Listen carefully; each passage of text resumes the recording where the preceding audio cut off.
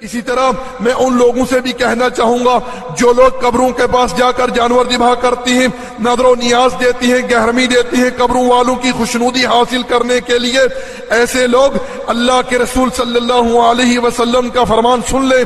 صحیح مسلم کے اندر حدیث ہے، قربانی کے باب میں، حدیث کا نمبر ہے 1978۔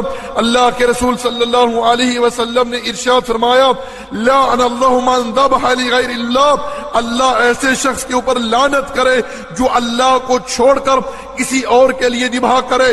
اور جو لوگ یہ کہتی ہیں کہ ہم ذبح کرتے وقت ان کے اوپر بسم اللہ کہتی ہیں، میں ایسے لوگوں سے کہنا چاہوں گا آپ 100 دفعہ بسم اللہ کہیں۔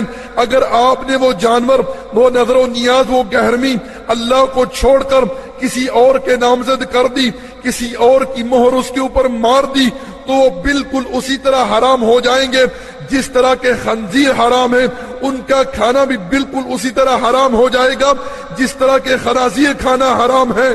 اسی طرح اللہ رب العزت نے سورۃ المائدہ آیت نمبر 3 کے اندر 8 قسم کے جانوروں کو حرام قرار دیا ہے، اور ان میں سے وہ جانور بھی حرام ہیں جو آستانوں پر جا کر ذبح کیے جاتی ہیں۔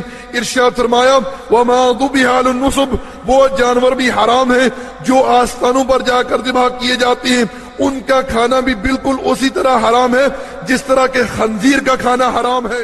ہمارا فیس بک کا صفحہ اردو اسلامک میسیجز URDUISLAMICMESSAGES ہے۔